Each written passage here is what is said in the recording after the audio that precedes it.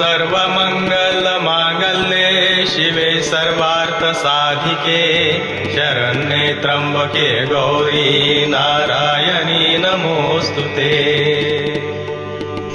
ॐ ह्रीं क्लीं स्वमिन्नै नमः।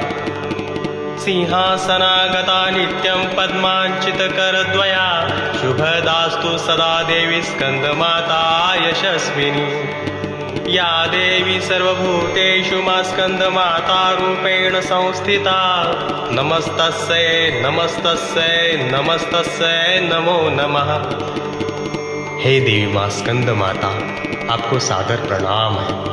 देवी माँ का वर्ण पूर्णतः शुभ्र अलौकिक तेज और 4 भुजाएं हैं। दाएं और बाएं हाथ में कमल पुष्प धारण किए हुए हैं और वाहन सिंह है और वह कमल के आसन पर विराजमान है।